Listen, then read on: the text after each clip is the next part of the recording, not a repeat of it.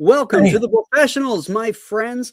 The coolest cats on the internet are on this show. It is a revolving show that goes from each one of our channels each week. And today it falls upon me. Lake Erie Teen Sensation is not supposed to be here, which is why this was going to be a chill stream. RT Bear is supposed to be here, and he's already chilling somewhere. And he's not. So we're just going to hang out a little bit tonight. We'll go about an hour. And we'll see what's up in the world. I got my friends here, Andy Smith, sleep-deprived Aaron, and the darkened out Lake Erie Teen Sensation, Billy TUCCI. Wait, what does that say? Add to stage here. Okay. Well, he's still blacked out. Two of them. Hey, I got a question. I'm not from that part of the woods where you and Graham and Billy are. Is Erie spelled right? Yes, I think that is correct. Okay. Yeah. Yep. For some reason, I thought it was two E's. But like I said, I'm not There from he that. is. What are you doing? Two different camp. What's going on? Did you get bounced? No, you got no sound. You got no sound, Billy. It's that hotel internet. Somebody's using hotel internet because that stuff sucks. Yeah. Well, so Staying at Motel 6 will do it. They leave the light on for you, but that's about it. yeah, that's right. The internet's off. Yeah. I just got back last night from Jacksonville. I did a That's what I'm convention anxious down to hear about. I want to hear about your con experience. Yeah, it was it was one of those cons where I was very trepidous when I got there, because there was only like 2 or 3 actual comic book dealers there. The rest That's it. Yeah, the rest were all tchotchkes and all that kind of crap. And then a lot of voice actors and stuff. So I thought it was going to be bad, but as it turned out, I did pretty good. I did pretty good there. I met a lot. I brought a bunch of my Donald Trump variant covers. Sold through them. And you were sitting right next to Dave Johnson selling. Yep. Wait, were you literally right next to him? Right God, that's funny. Just go. He Dave, had to hear me talk to all cover. these. Had to hear me talk to all these military guys. That would come over. Oh man, tell me about this cover. And I'm like, well. Nice. Yeah, it was great. I sold all of them. Florida's so great. Such great people down there. And I'll do any convention that Renee books me in there practically because I know somebody somewhere. Sure. One of my high school buddies lives in Port Orange, which is an hour and a half away. He drove up. We had some whiskey and steak that night. Oh, nice. But I didn't know anybody at the show to hang with. So, I hotel was right there. I love how you mentioned that order, whiskey and steak. Not, hey, we had this great steak and some whiskey. He goes, we had some killer whiskey. I want a steak with it. Steak was good. I had to wash the whiskey down with some steak. Yeah, exactly. There you go. That's right. And some cigars. That's right. Goodness. And it was right, the hotel's it was right by St. John's River. So there's like a river walk you could walk on. So the weather was pretty nice, except for one day. Huh? What part of Florida was this? It's North Florida. It's north of it's Jacksonville. So it's north of right. So it's like where Florida State is, right? Is that where? No, that's in the Panhandle. That's that's Tallahassee or Gainesville. Who's in Jacksonville? Is it University of Florida? No, that's Gainesville. Okay, well, I don't know what I'm talking about. The Jaguars. Which isn't far. Gainesville is only about half hour away from Jacksonville. It's close to St. Augustine. Okay. Gotcha. Yeah. So it's a nice part. It's not an area that I spent a lot of time in as a kid because I was further south in the Space Coast.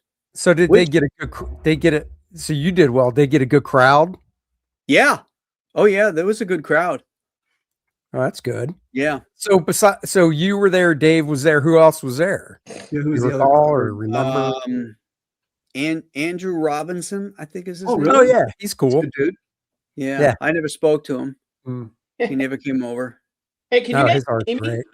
We can hear you now. Can you see me? No. The fuck, man. Hang on, I'll be right back. Hey, at least if we can hear you, that's something. Yeah, that's a step up. Oh my Yeah, goodness. Andrew's. I think Andrew lives in California now, but he's originally a Florida guy, if I remember right.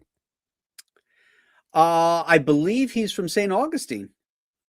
Okay, I don't Yeah. recall where. I mean, dude, I met him back over 30 years ago when I was living there.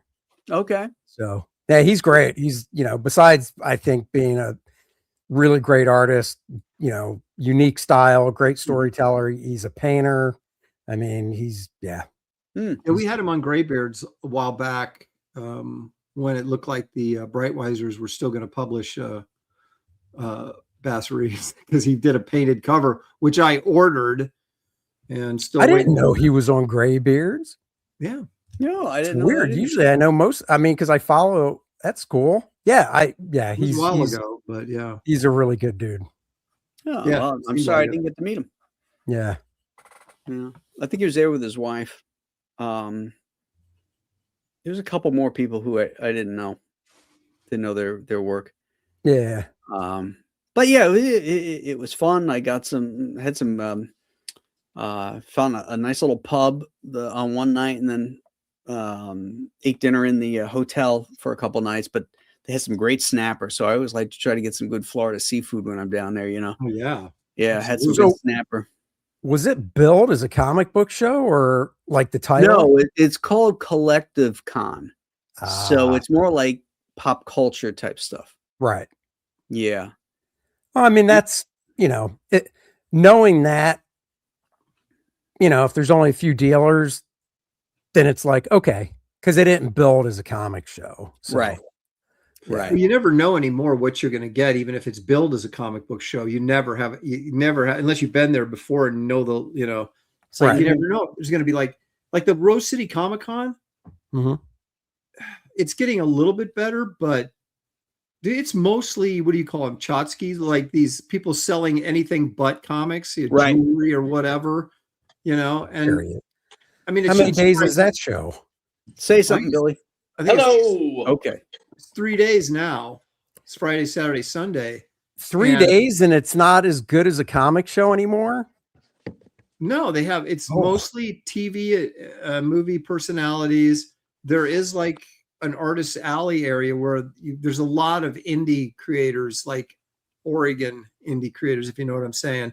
And then they'll have Arthur Adams will show up once in a while. Right. Ron Garney was there one time. I go occasionally. Bisley was there. So they'll have a decent lineup. But then, seriously, 2/3 of the floor is just dealers selling anything but comics. Yeah. And Oh, yeah, I saw record albums. I saw movie posters. sounds like my kind of show. Yeah, but Some that sounds variety. right for the name of the show. So. Yeah, but those are only a couple of those things. The rest of them were like macrame and Right. that kind of crap. The sewing booth, Yeah. Oh. But they're sewing like little Grogu's or something, It- Yeah. Right.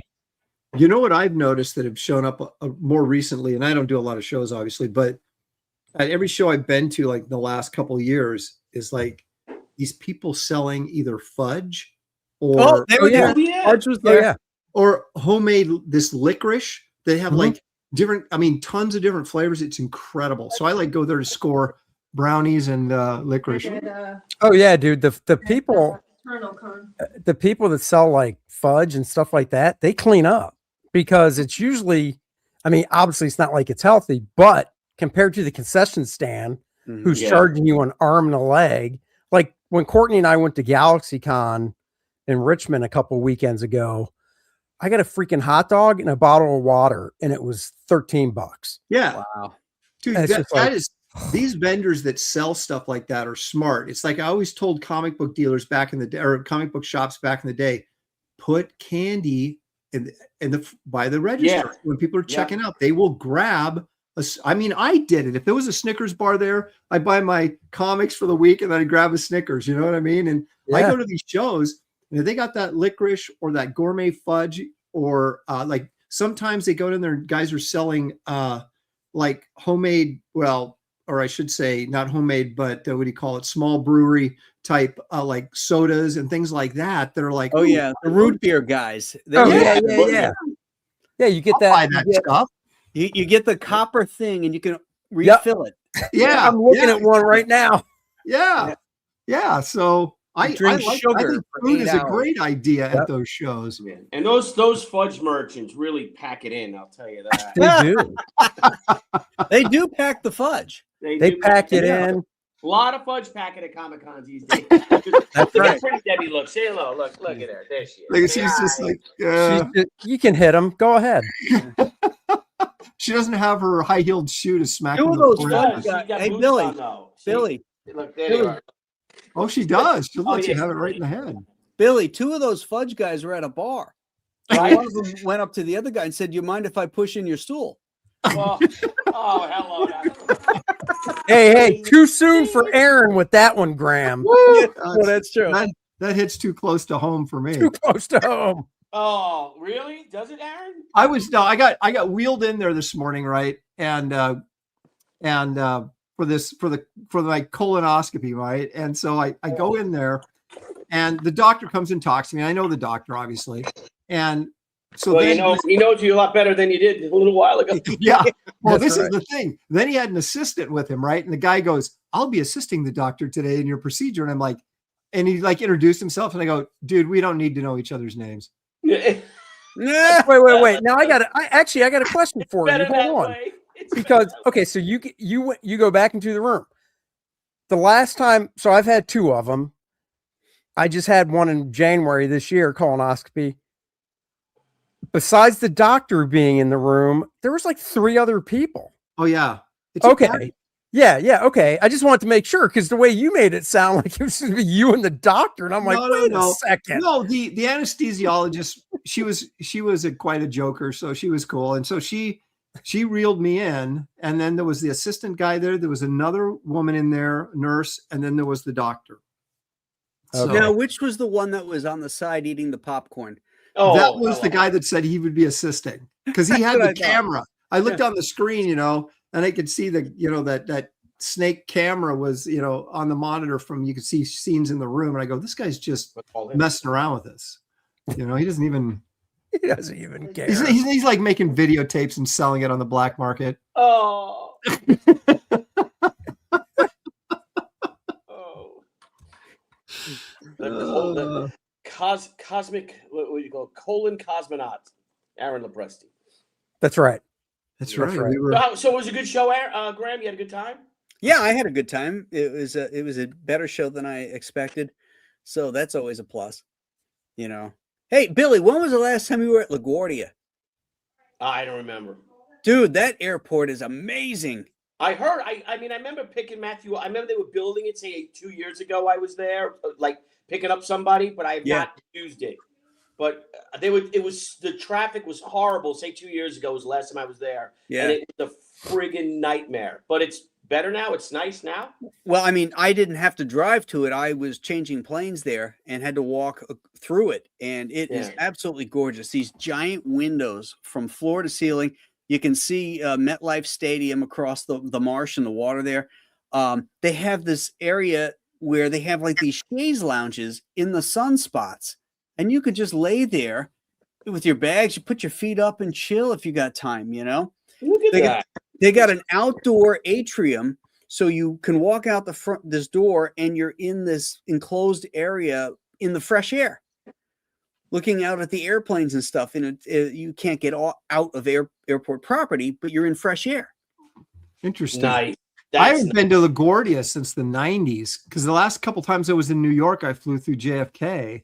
Yeah. And I remember LaGuardia was a bit of a dump when I was there. Oh yeah, it was always now. the Short redhead runway. stepchild.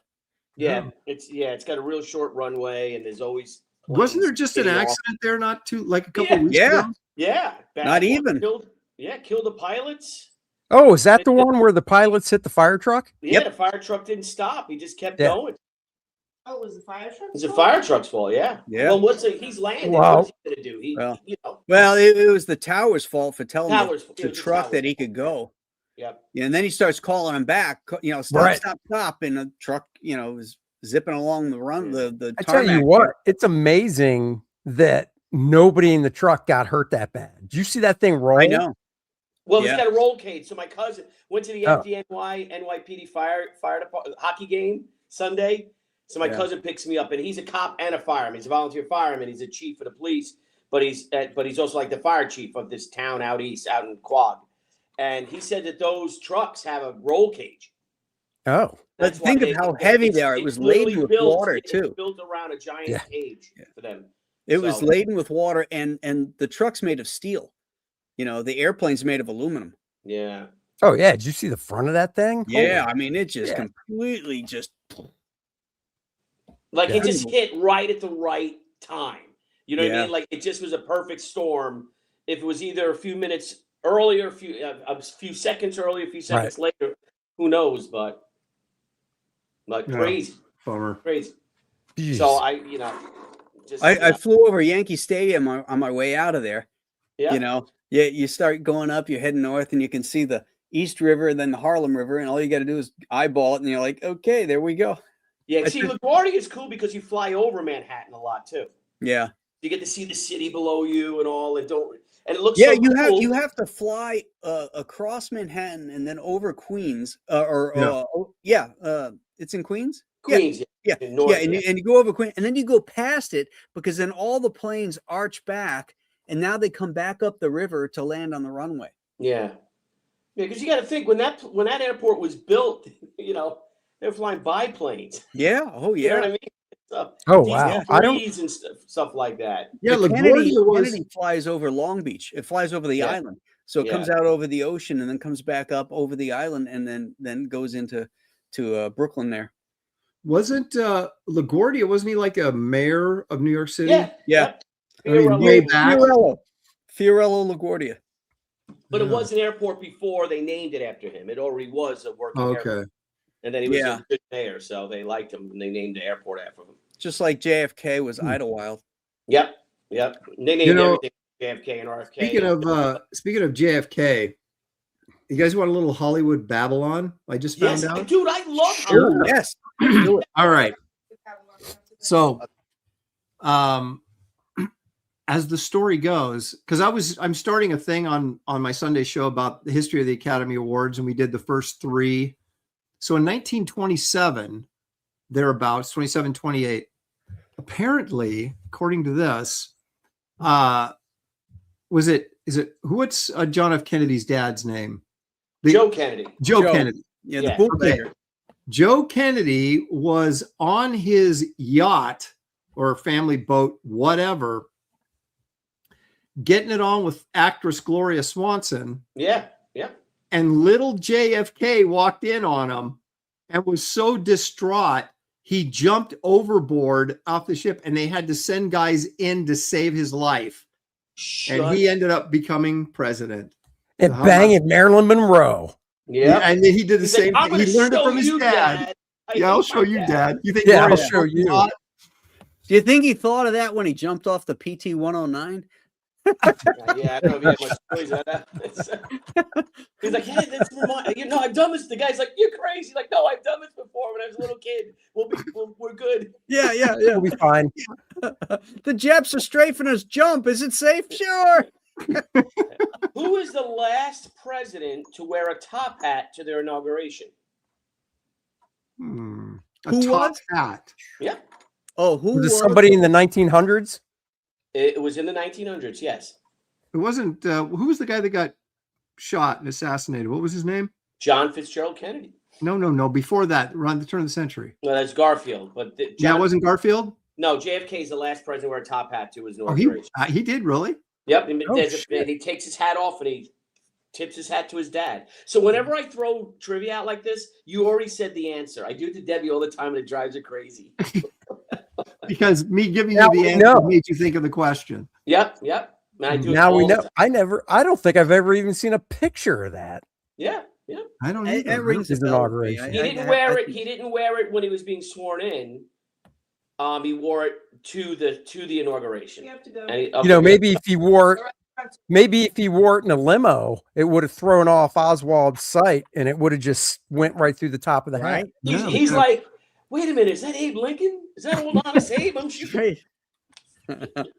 All right, boys, I got to go. Hey, if you guys are streaming later, I'll come back. I heard Ethan's going to pick his cover he's giving away. I talked to Matt Rumor from Cool. For the Fans Fest. So I said Yeah. I'll pop in. He's going to pop in later. So, all right, boys. All right. Have See you fun. later. Billy. Yeah. Yep. Bye.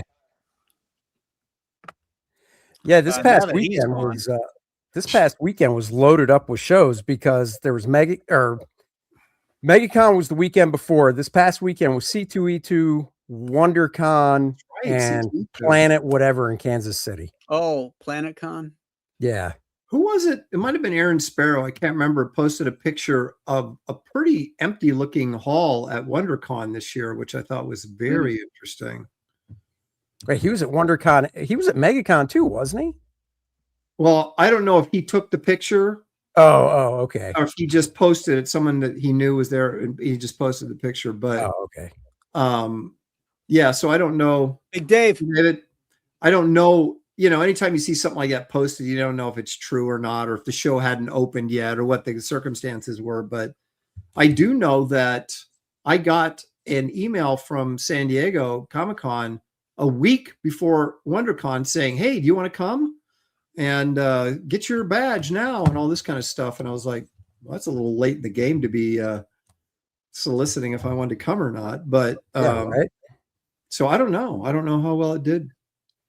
I don't like going to WonderCon. MegaCon did really well, I think. I heard it was packed. That's what I heard too. Yeah. That's a great show. It has been for a long time. Even who was that gal that owned it? Andy? Beth Vera. Yeah. Since Beth was right, even when it wasn't as big as it is now, it was still a good show. When we had to go and we were working at Crossgen, you know, we had to go as part of the deal. Yep. It was like it was a big show, but it wasn't like, you know, it was manageable. Right. And I always thought it was a good show. When Beth was there, it was great. You know, when she sold Oh it, yeah. you know, now it's this big corporate, you know, Isn't it Fan Expo that owns it? I believe it is. Yeah. You know, that's what we should have done. Instead of drawing comics, we should have started our own comic convention and then sold it. Right. Oh Yeah. my She sold it God. for over $1 million. Yeah. Oh yeah. I know a guy. I know the guy that started Rose City Comic Con, and he sold that. And I know the guy that started Seattle ECC, and he sold that. Oh So I really? know- yeah. Yeah. I saw Wow. somebody, I ran into a couple people in Jacksonville from Oregon that they fled the state and they're living in Jacksonville now. Nice. Their name's not LOPRESTI. Nope. No, Aaron would love to fled flee. Florida to go to. My wife forced me out. So what am I going to do? That's Dude, right. you know, I probably told this before, but the house we bought our house. It was when we went to do Crossgen. It was that would have been what, Andy? 2001, 2002.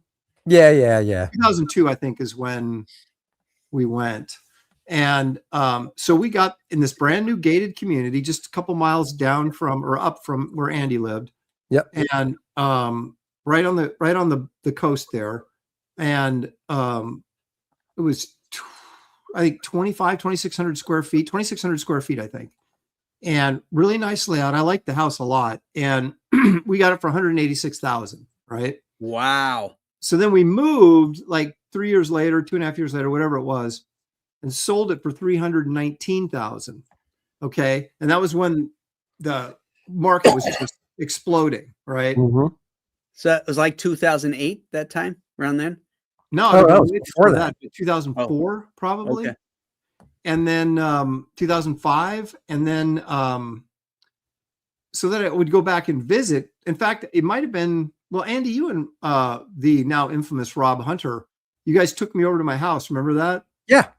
Because Yeah, we were, at the 'cause show. we Was were that down the for a same signing. program? Was that a different show? It was Free Comic Book Day. Oh, okay. Yeah. Yeah.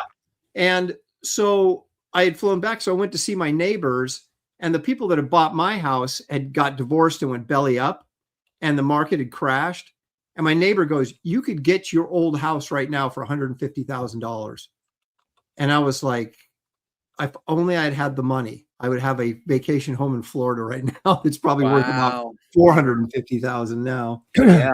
but No, we did the same thing. In fact, I'm looking. I just Googled ours. So we bought ours for same thing, brand new neighborhood. Because I can't remember. Yours was already built, right? it would no. We on our visit we set it up to get it built, so it was custom to what we. Yeah. Okay. Right. ordered. That's how And ours was. And then it got built, and then we came and moved in. Right. So that's what we did.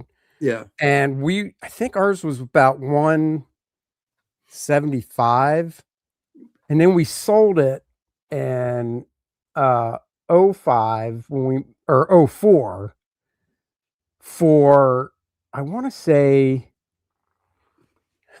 I think we sold it for like 260, 270. Yeah. Didn't you left before we didn't you? Yeah, we left in 04.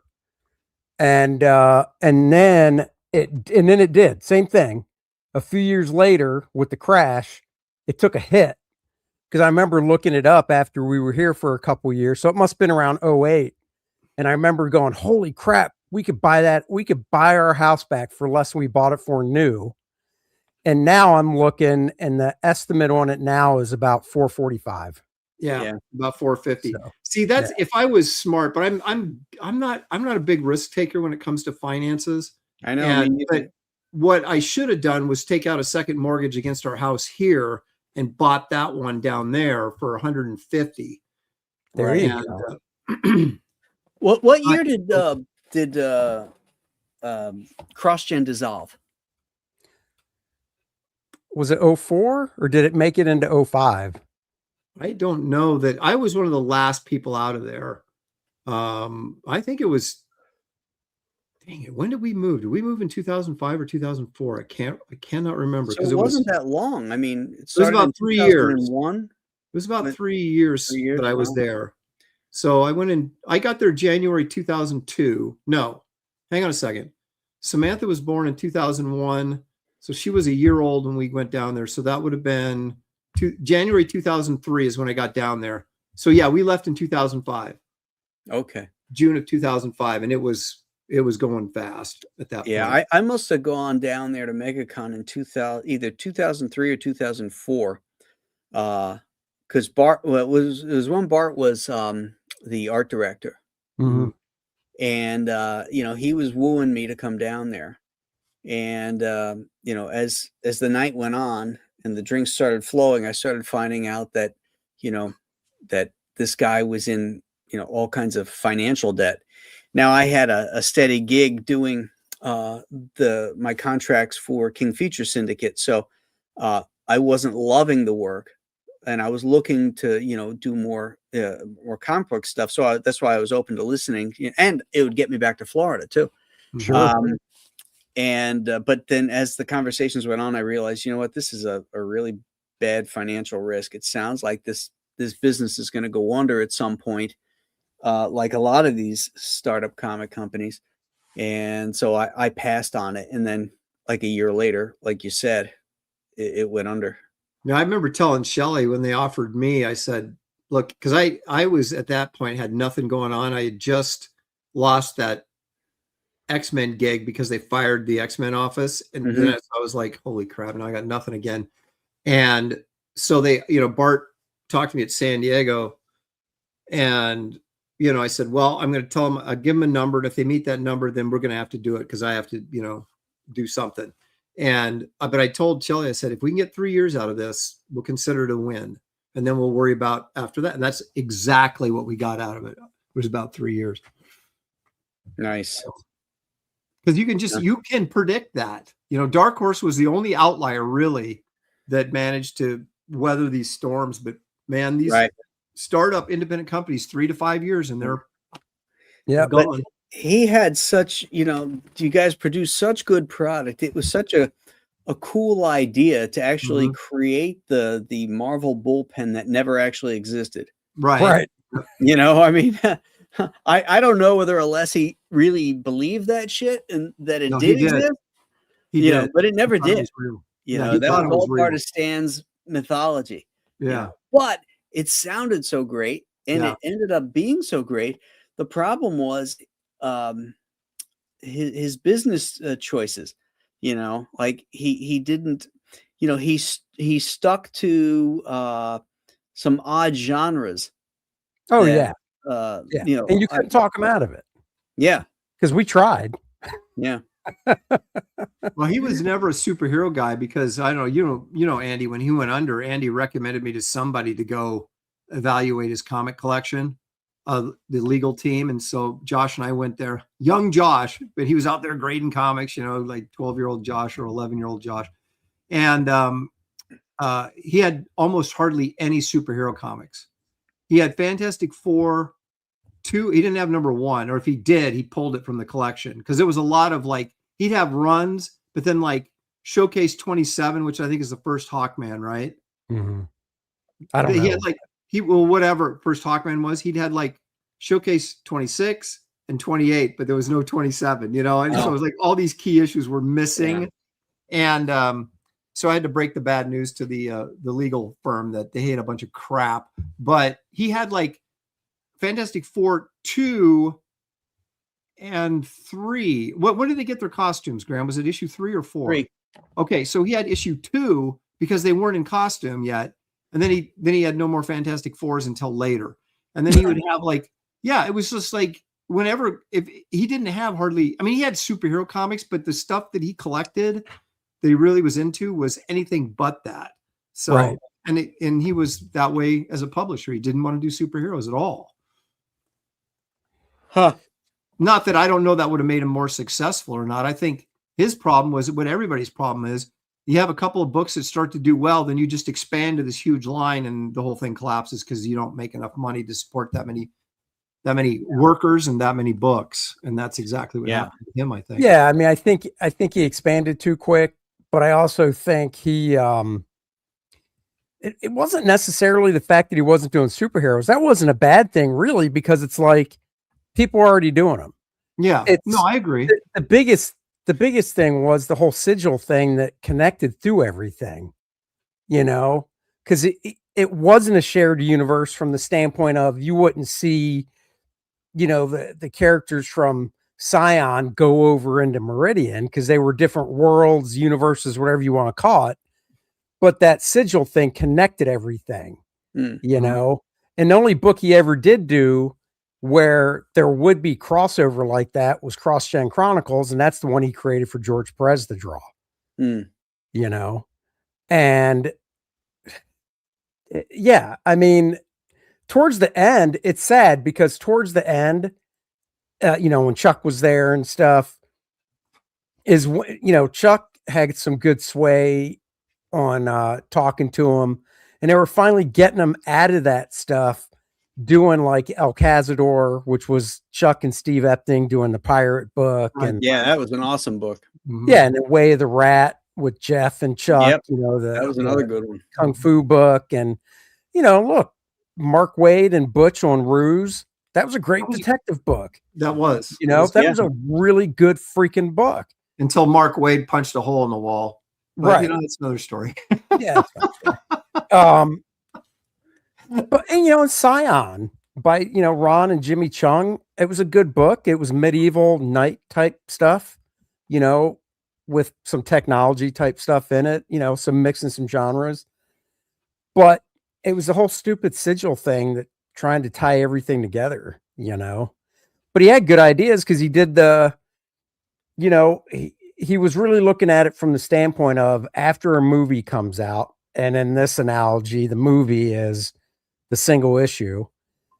What do they do with movies? Oh, they do. Now remember, back then it was VHS, then DVD, then whatever. There was no streaming yet, but and Mark was like, okay, after the floppies come out, obviously once there's 6, we'll do a trade. But then he did the little books that were smaller digest format where the titles were black because it was Forge and Edge, which is like, what's that mean? Right. But the idea was good because it was like, what, $10 for like each one was reprinting the number ones of like 5 titles, and it was a really low price point. And this was like after a year's worth of books were already out. So if somebody just wanted to jump on, they could pick up that little digest, read the first, issues of these 5 books. And if they liked it, the next month, the next volume of that digest will come out with the number 2s and so on and so forth. Did he ever get those in stores? That's a good question. Because I think he was. I want to say yes. I think he wanted to, because we all looked at those Archies going, look at those Archie digests sell millions of copies, and they're right there in the, as you're checking out of the grocery store. Let's get them in there. I don't know. The impulse rack. Yeah. The problem with the impulse rack is you have to stock it yourself. Oh, really? They won't. The store doesn't do it. So wait, you have to have a rep go out and go up. Let me put the Archies up. Yep. Really? That's what I've heard. Wow. That seems like, that's like having somebody in every state, in every city or whatever. Well, back in the day, it was probably the newspaper distributors, the same guys that would load up all the magazines in the luncheonettes and the 5 and dimes and all that. They would probably do that and go to the racks there and load them there. That's a simpler time. Yeah. But anyhow, they're not there anymore. They don't stock Archies in the impulse racks, at least not in any of the stores I go to. No. He did digital stuff too. Well, he did the comics. He was one of the first to do the motion comics.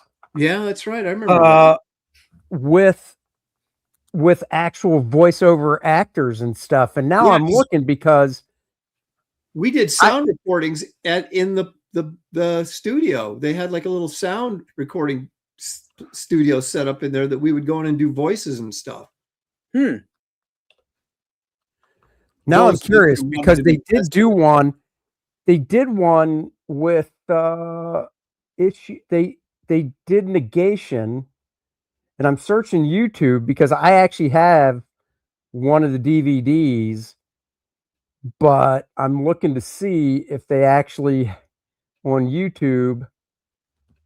Yeah. I know you want to share that, but after that, if you want to see some of the DVD from the issue of Negation I did that Tony Bedard wrote, and you can hear the voiceover guy and stuff, because this will be interesting to see if my memory holds up. The captain of the ship, I think, was trying to do a Kirk, if I remember right. This is my ship, Mr. So, well, I wonder if were they trying to like recreate the Power Record kind of thing from the 70s, but do it in a more digital format? Well, I guess you could say that, sure. Well, Graham, you've got the Supergirl trailer. It looks like so we can do that. I haven't seen it yet, so if you want to roll that. Yeah, I thought I would roll that and see what you guys thought. There's also a new Masters of the Universe trailer that came out today. Yeah, I'll pass on that. Oh my God. All right, where are we here? Supergirl. Okay.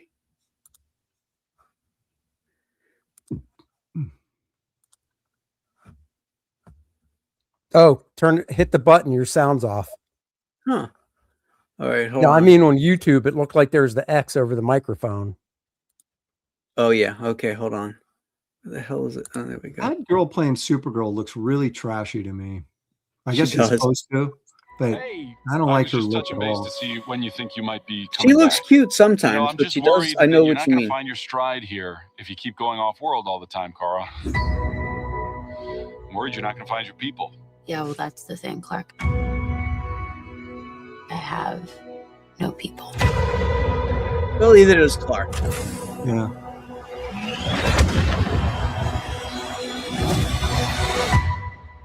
Home is wherever you are, buddy. See, she looks like a chick you'd see in a bar at 2 a.m. You're like, I'm going home.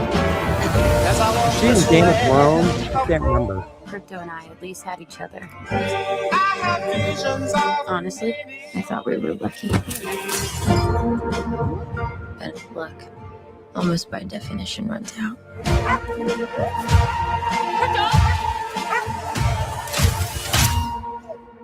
What can I do? The Brickens carry the antidote on that person.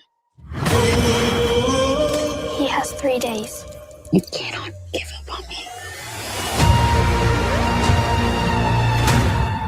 It's a crime of the Yellow Hills. Who murdered my innocent family.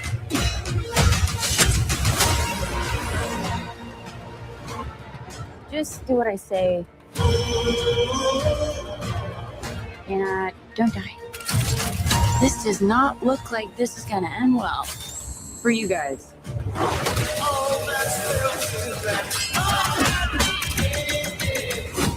Stop. You're hurting my head.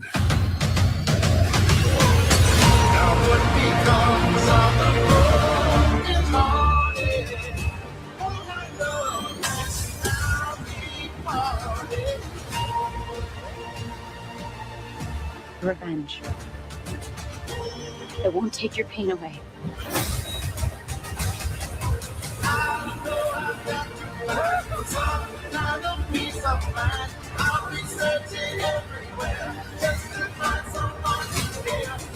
Your eyes are beautiful when you cry. A lot of pain. A lot of suffering. There's no home without you, buddy.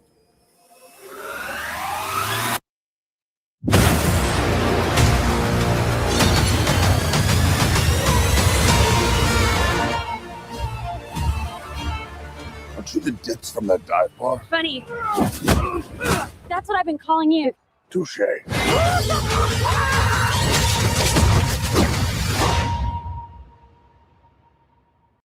The only thing that interests me in this at all is Lobo.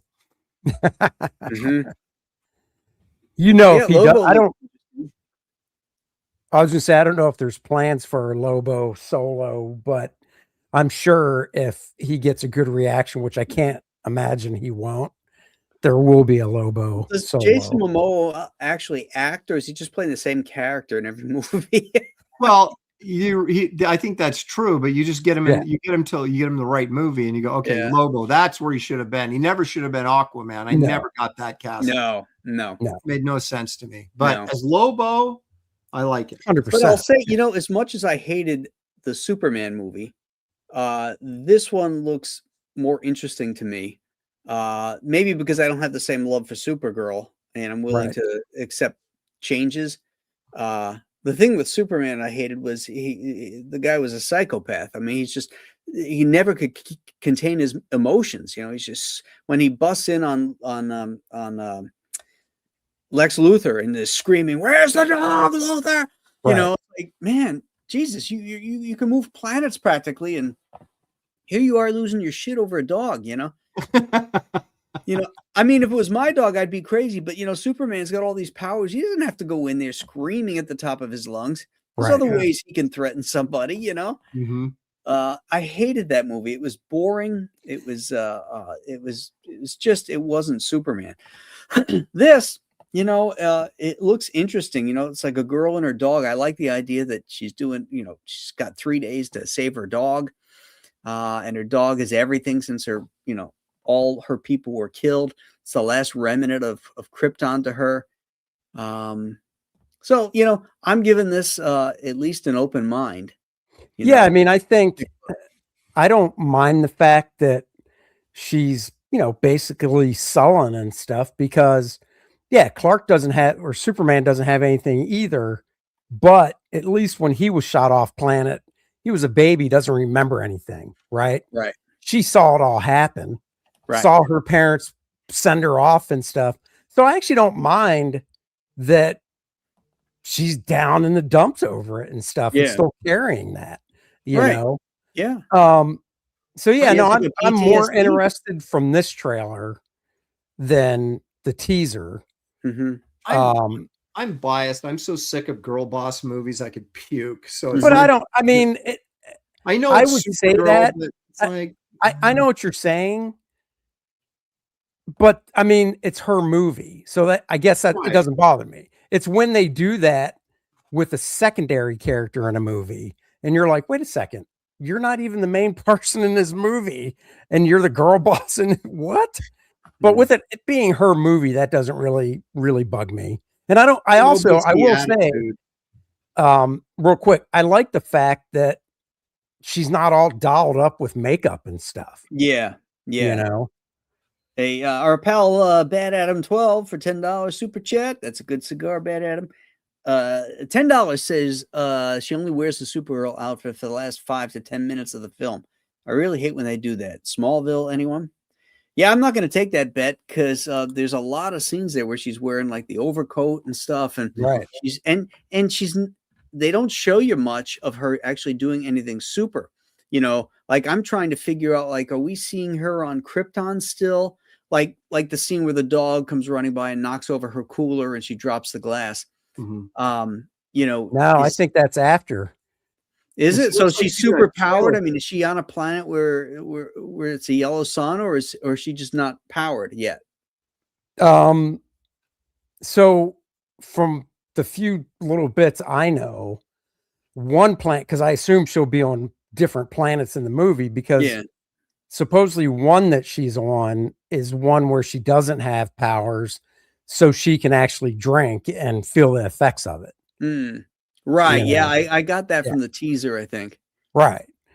But yeah, I mean, I don't know, when the dog knocks it over and stuff. I got the feeling that was on the same planet as right after that shot. It cut to that ship coming down and that dude like walking away or whatever. To me, those felt connected, but maybe not. So, Yeah. Well, it'll I be don't know. interesting. I'll Yeah. wait and see. I mean, it depends. Like the first Wonder Woman movie, I liked. Yeah, that was The good. first one was good. And then like the Captain Marvel movie was atrocious. Oh right? That's what I'm talking about with it. I mean, I know it's a female character and that's the lead, but it was still a girl boss movie, and it just No, annoyed that was the crap atrocious. out of me. So it depends on how this is all presented, right? So I'll wait for your guys' review before I go see it. Well, the thing is, with the first Captain Marvel movie, they just did shit like, okay, fine, she's Captain Marvel, Miss Marvel, whatever, same basic origin and stuff. But then, Annette Bening was Captain Marvel, and they didn't have to gender swap it. And to me, it would have been better if they kept Captain Marvel as a guy, because in the end of the movie, she kicks Captain Marvel's ass. So to me, it's okay. She looks more powerful kicking a dude's ass than Annette Bening, where they gender swapped her. Yeah, but then you completely get girl boss. You get once again. No, I know, but a still, girl more powerful than a guy, which is not. Even if they're super powered, all things being equal, the guy's going to win. Yeah. And they did that. They went out of their way to depower Thor and depower the Hulk, so that for that one moment at the end of the last Avengers movie, all eyes look to the heavens, and this light comes down and smashes through, and look who's here. This is that Superman moment that we never got in Superman, by the way. Yeah.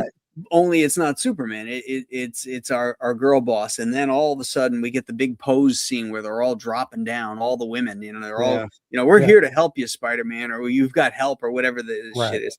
Oh my god, it's so cringy. Well, speaking of girl boss, I didn't even know this until I saw Chuck post it, and of course I agree with that 100%. There's like a 2-page spread or a splash or whatever with Black Canary fighting Bruce Wayne, or Batman, and she knocks him out. Oh, you didn't see this post from Chuck? No. Yeah. And Chuck sums it up, right? He's like, what's Black Canary's name? Dinah Prince? Yeah. Okay. He sums it up. He's like, there's no planet ever where she could beat up Batman in a boxing match, because they were boxing. Yeah. Yeah. And I'm like, exactly. She's about 50 pounds lighter. He's a guy. At least 50 pounds lighter. Yeah. All the training he's had. I mean, it's just ridiculous. And I think it was a Tom King the best thing. hand-to-hand fighter in the DC universe. Yeah. It was Lance. That's it. Donna Lance. It was a Tom King thing. Hold on. I'm gonna see if I can find it. Of course it was a Tom King thing. Okay. Say no more. Yep. Say no more. It was great. I'm just like, oh my God, why would you write that? That is just so dumb. Let's see. Well, you see it in movies all the time. You see this 150 1,520-pound girl, knocking out these big blutos, these, 210-pound guys. It ain't gonna happen, man. I mean, have you seen any of those videos of that guy? I think his name is Dean the Great. No. He's this black guy who is a smart ass. He's a boxer, right? And he's training and doing all this other stuff, but he's an influencer, and he goes on and he goes to Rampage Jackson's house party, and he starts talking shit to his manager, Jackson's manager. And Jackson's manager was a former MMA fighter. And the guy starts shooting his mouth off, saying, you don't know who I am. Like, you don't know who I am. He says, I don't really know who you are. And he goes, oh, yeah, you're just doing that because the ladies are here, And he says, wait a minute, are you that guy that got slapped by, because there's a other big weightlifter guy who bitch slapped this guy. And the guy, he says, yeah, but I put the slap on him, and I'll put the slap on you. And the guy goes, really? He goes, yeah, I'll do it. And he goes, really? And then the guy goes like this, gives him an elbow, goes, bam, hits him right in the head, knocks him right to the ground. It's so that's great. funny. I love these guys that think they're so tough, trying to make a YouTube moment and get the crap kicked out of them. I love it. Yeah, they did start doing that even back when I was doing it, saying Lady Shiva was the best. But that, again, that doesn't make any sense either. You could be great, you could have great technique and everything, but power is power, and 110 pounds against someone who also has great technique that's 220 pounds. It ain't gonna happen, Yep. So DC did kind of set that up, but I don't buy it. But Here, let me share my screen.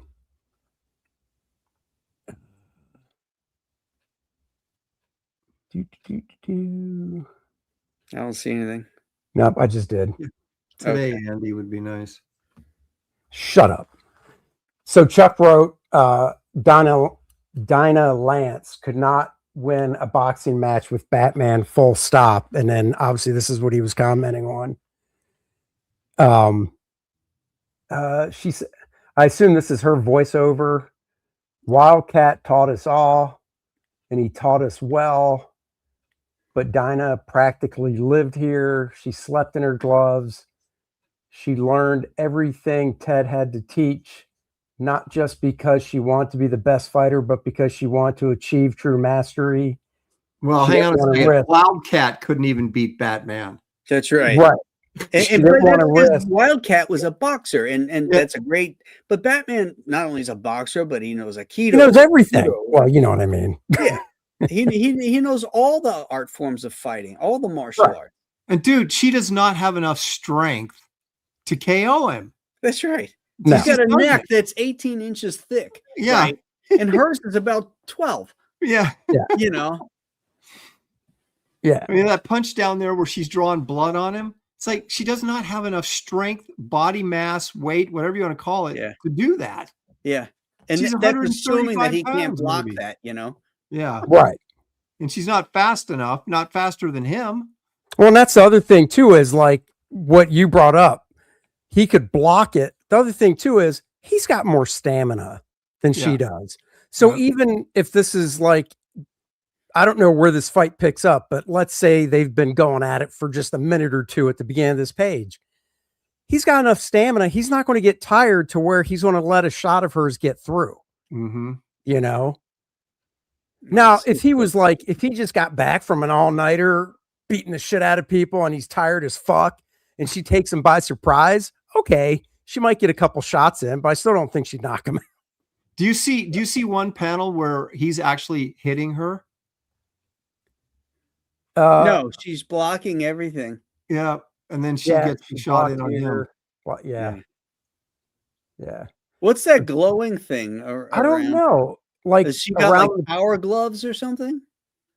I don't think so. Like I said, I don't know the context of before or after, but he has it too. I'm assuming.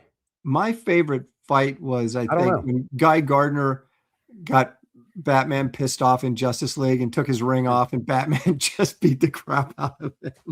Well, he just punched him. knocked him out I mean, in the one one punch. time he just punched him once, right? Yeah, he Yeah. pushed him once and just KO'd Yeah. him. That was hilarious.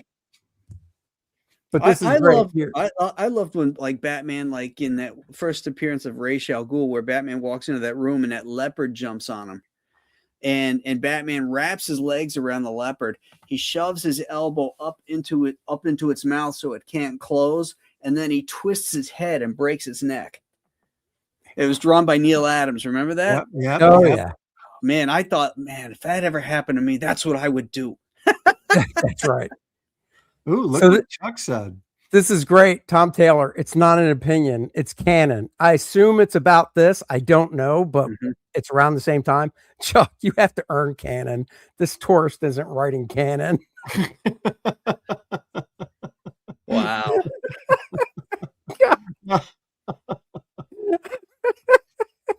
Oh my gosh. Savage.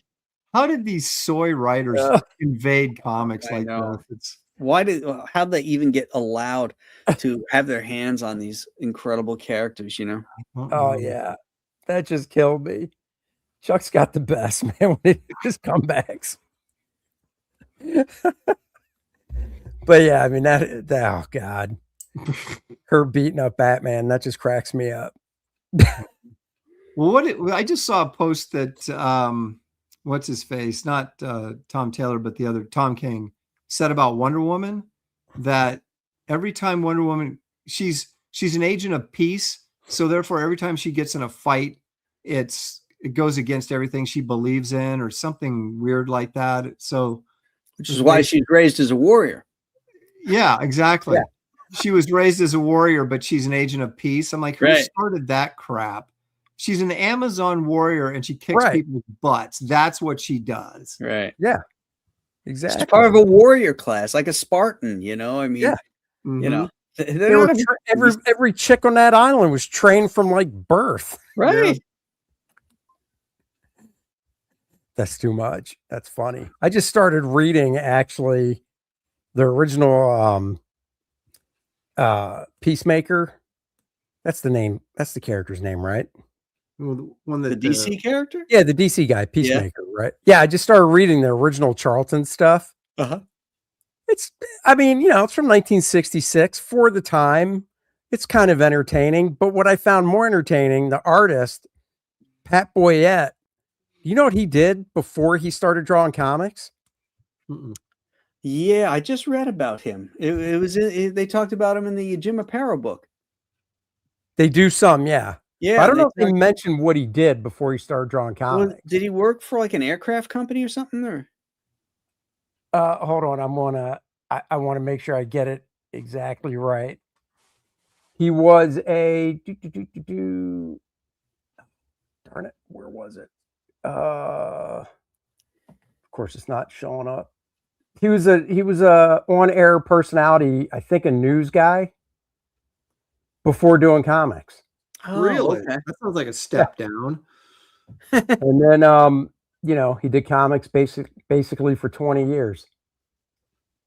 So Yeah, working for Charlton in the 60s or being a TV news anchor. I'm not sure that I don't know that I get that. Yeah, both dead end jobs, but Yeah. But at least Yeah. a TV anchor, you're gonna make a little money, I would think. yeah, here we go. He was an American broadcasting personality and news producer, and later a comic book artist, best known for 2 decades of work for Charlton. He co-created the Peacemaker, and then he had some pen names and stuff as well. And he died in 2000. it's I know funny, it. you know, like Telly Savalas was a CBS sports programmer before he got into acting, and No he shit. he hired Howard Cosell. The first time Howard Cosell got work was from Telly Savalas. Oh my gosh, that is hilarious. I didn't Yeah. know that.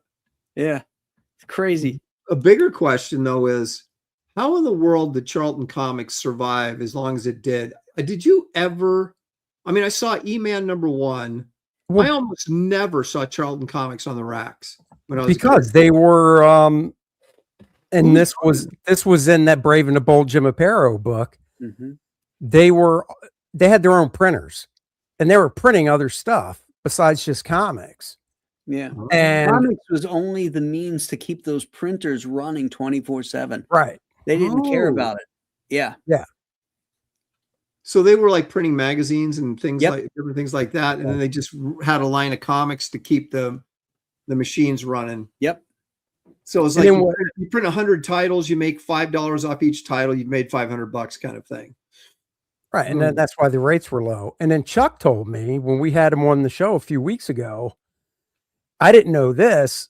The reason Charlton actually shut down, well, one of the reasons was over at DC, the creators were wanting health insurance and stuff like that. And basically, you know, I don't know if it was Carmine or who it was basically like, yeah, no, none of that's happening. And they all the creators basically got shit canned. And then they went over and hired everybody from Charlton over to DC. So Giordano, Aparo, Staten. No, that isn't true. Well, That's what not right. Because you and Chuck fight Charlton lasted to the 1980s. That's what I thought. Yeah. Yeah, they lasted in the 1980s. Comics wasn't how they were making their money. They're making their money in magazines, magazine sales. Well, that's they okay. lost- So take it they back. lost So the that's rate of what talent, that, though. okay. So then what Chuck was saying is that's how, so I screwed the story up. That's how all those guys basically left at the same time and head over to DC. Not that Charlton was shut down, but they lost a lot of the talent. Dick Giordano, Joe Staten, Jim Aparo. You know, Don Newton was at Charlton back then. Yeah. And Chuck said that basically DC, these guys wanted, you know, creators were asking for health insurance and other stuff, whatever. And the higher ups were like, nope. So they had a vacuum. There's been a couple instances like that when they were trying to unionize and all. Oh, I knew that. Yeah. Yeah, that's where all the Filipino artists came from. Yeah. I knew that part. And Carmine, you know, wanted to, you know, union bust and shut that down. Yeah. And then what else was in that book? Oh, Aparo never got any of his Charlton work back, apparently. And then some guy later at a convention either gave it to him or showed him a page that he had. I don't remember what the book was. It might have been The Phantom. I don't remember. Well, Ditko was over at Charlton, right? Yeah. Yep. What happened to him? He loved After going. He that. loved working at Charlton because they didn't put any restrictions on his creativity. Right. Yeah, but I mean, he was there till when? And then he just sort of faded away, right? I mean, he didn't go from Charlton. I mean, he did a couple things at DC, didn't he? Or am I? No, he did. Oh yeah, he did yeah. Shade the Changing Man. Yeah, that's right. Yeah. Yeah, You yeah. know, after he left Spider-Man, he went over there and did the Creeper and Hawk and Dove. Yep. Yeah, but then he jumped to Charlton, right? And And created he that went to line of Charlton. characters. And it was No, later. he had started at Charlton. He was at Charlton before he worked at Marvel. Yeah, but I thought after he left, because I knew that, because that's when Captain Atom was created. Wait, Captain Atom was created after Spider-Man, I thought. Yeah. So what was he doing? What was he doing at Charlton before Spider-Man? Sci-fi and horror stuff. Horror stuff. Right. Okay.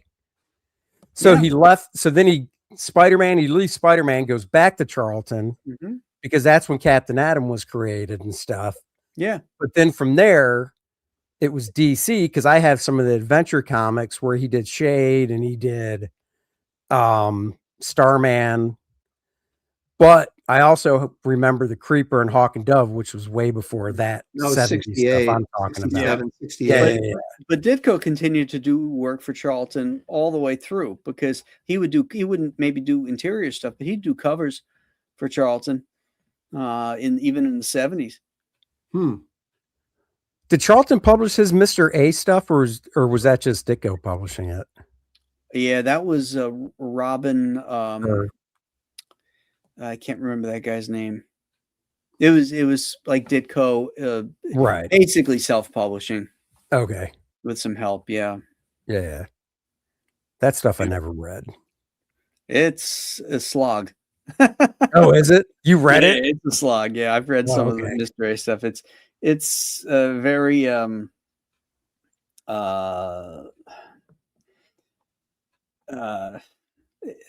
it sacrifices it sacrifices entertainment for its message. Right. That was all black and white, or no? Yeah. Yeah. See, I liked his pre-Marvel horror stuff. I thought it had in areas. I mean, you could tell it was Ditko because his style's so strong, but some of his brush rendering and stuff had a real Kubert feel, I thought. Did you get that vibe or no? His early stuff? Yeah. Oh, absolutely. Yeah. I thought the two of them were on the same path together. Oh, okay, good. Yeah.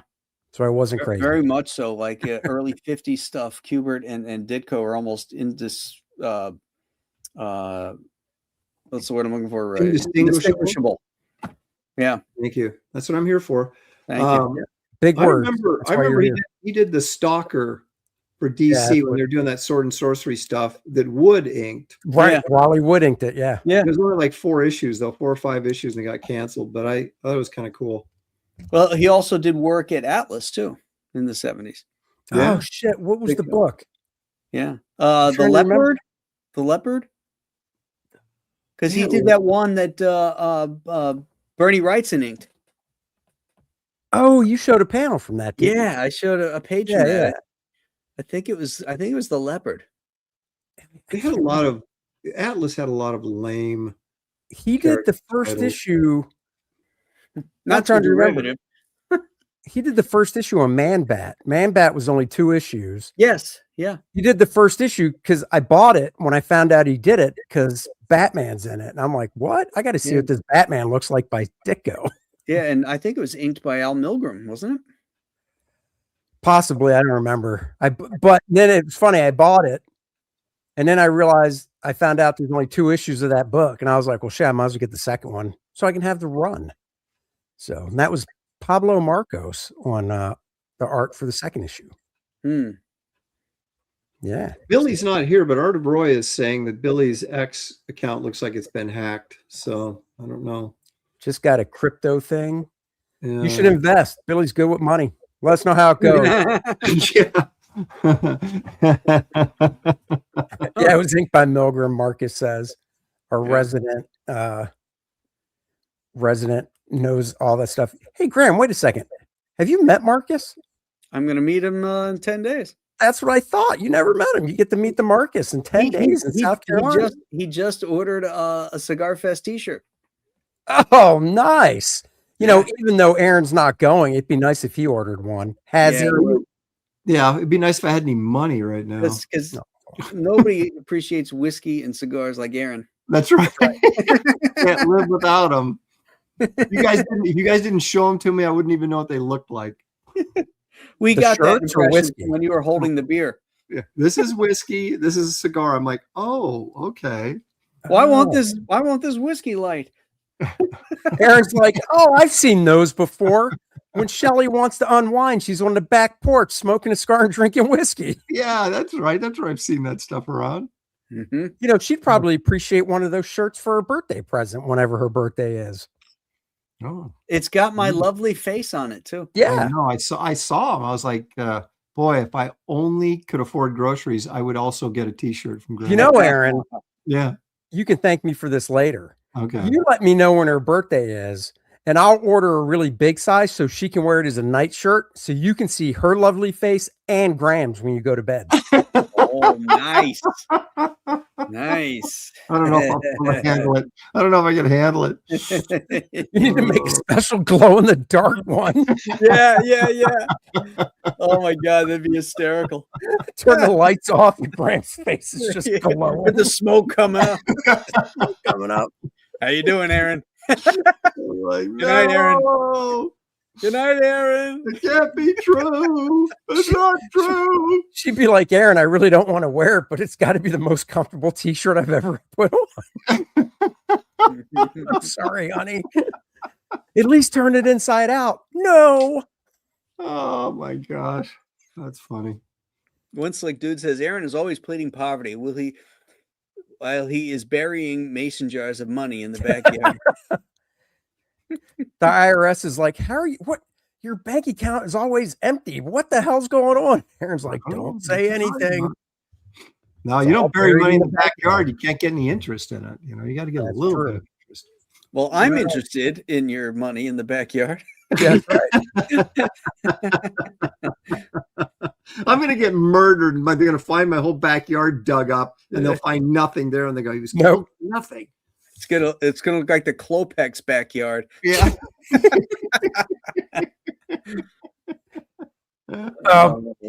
Hey, Aaron, I saw the splash page you posted. Is that Yeah. from the Barbarian Tales book with the guy? Wow. That's nice. Seriously, I think it's the best single comics page I've ever drawn. And It's a really nice page. I figured, I mean, I didn't know because it was a splash page. I know you're doing some type Pull of it up, raffle Aaron. or something. So I'm like, I don't know, but that's cool. Yeah. The links are all in the description, guys. And I know Marcus and Randy Howell have been putting links in here to the campaign. So take a look at those. Aaron's got a campaign running right now, which is awesome, and he's gonna share a page here for you. Andy's has his as well. All the bros links are in the description, the show description. I have two. I've got Giant Size Two-Fisted Manly Tales #2, which is now it's a 24-day campaign. It was a 30-day campaign, but that book is ready to go. It's going to the printer after it ends, so you might want to jump on that immediately. And then, of course, Shinu 77. Did you find it, Aaron? Yep. Did you share? By the way, okay. Moromi, you got to come to South Carolina, man. Yeah, that's nice, There you dude. go. Thank you. Hold on, we got to blow that. I got to blow that up so we can see it a little bit better. Let me put it on full screen. Aaron, blow it up. Wait, who's sharing? Aaron, you're sharing. Aaron's it, right? got it. Yeah, but it Blow it looks up. like it's low res though. Oh, Well, it's 200 DPI. It should show okay on the interweb, shouldn't it? yeah, Well, it should. No. Well, maybe if you blow it up more, it'll get sharper. But right now, it's blurry, slightly blurry. Oh, that's great. Yeah, it's still really nice. So Oops. I like the shadow cutting across the dude's chest from his arm. That's cool. Yeah, I don't usually get that bold with shadows, and I want to do more of that because I just think it adds so much. I see it in other people's work, and it adds so much depth. Mm-hmm. Oh yeah. I don't know why I'm such a Add coward. more weight and power to things. Yeah. Well, I think since you're doing a black and white grayscale book too, you know. Yeah. There it is. Exactly. Yeah. Yeah. I like the design element of the border too. Yeah. I love that kind of stuff. Yeah, I'm doing it on every single page in my story, and I'm already regretting it. It takes like 2 hours to just do the border before. God, I hope you're figuring in the crop so none of it gets cropped. Yeah. No, I am. I will. I mean, it's the right proportions for the book. So if I need to shrink it just a hair to make sure. Oh, that's true. Because the blizzard is really encroaching into the bleed, so I would have to. Yeah. I might make this a little bit smaller so it doesn't get cut off. But better to have a little more white around it than. Yeah. Cut. Yeah. Yep. Exactly. So, yeah, this was this is really obviously a passion project for me. I've always wanted to do stuff like this, kind of Edgar Rice Burroughs type material, but when can you ever do this in mainstream comics? Unless you're working on Savage Sword, which I never got, or Savage Tales, I never got an opportunity to work on either one of those. Yeah. So, yeah. Now here's the meat. Here's the real question. If the chick and the dude were in a boxing match, could she knock him out? No, but but she's got a big spear and she can handle these cave guys because they're stupid. And so she's able to, use her. She's more intelligent than they are. So, So it's like she's fighting Democrats. Yes, it's like she's a Republican and those are Democrats. And Okay. So Makes exactly. complete sense. Yep. It's Yeah. conservatives versus leftists right here. There. Yeah, I can see them. Is the dialogue "No kings, no kings"? Yeah. Yeah. And the guy's just like slicing his throat. No kings. Blah. So how many pages into this are you? 3. How many is your story? It's going to be 24. Okay. So have you messed up doing any of the gray wash where you had to fix it? Yeah, there's like a little white out on this dude's shoulder, just little minor stuff that was just bugging me, you know, that you hyper focus on and no one else would even notice, but you're like, you can't stand it anymore, so you have to fix it. So are you gray washing back over stuff like that or no? No. What I do is if I think the gray wash went too far or something like that, then I can white out over the top of it and knock it back a little. You know what I mean? Or Right. lessen the width of the brush line or whatever. That's the only whiteout. There's like 2 small pieces of whiteout on this piece out of the 3 pages I've done so far. So that's cool. I've been managing it pretty well. Well, it looks great, bud. Thank Really you. does. Appreciate Yeah, that, it looks guys. really great. I think everybody should get out there and back that book. You don't get the opportunity to get that kind of stuff, you know, that kind of high adventure, barbarian action tales, you know. Manly heroes doing manly things. Hey, I'd put it in. I'd put it in Two-Fisted Manly Tales 3 if you There didn't you already go. print it. There you go. That's right. Yeah. So, But all right, guys, I think we're gonna wind her up here. Cool. We're missing we're 2 bodies down, and I got some stuff to do tonight. I got to catch up on some things because of the convention I was at, and one of them is sleep. So thank you everybody for tuning into the Bros this week. Tomorrow, Aaron and I are going to be going ape in April for the landing party. So we're starting with King Kong, and then we're going to be doing the Planet of the Apes movies on the landing party. So wait, is it just you 2? Oh no, the whole team will be there. You know, Ron and Anna. Oh yeah, no. Yeah. Oh, that's cool. Yeah, So wait, that's what's what we tomorrow decided night? to do next, huh? Tomorrow night's King Kong, is that what you said? Yep, tomorrow night we'll be talking King Kong, the original 1933 King Kong. Yep, and before that, Graybeards, and before that, Andy's show. So that's right. We're programming all day tomorrow.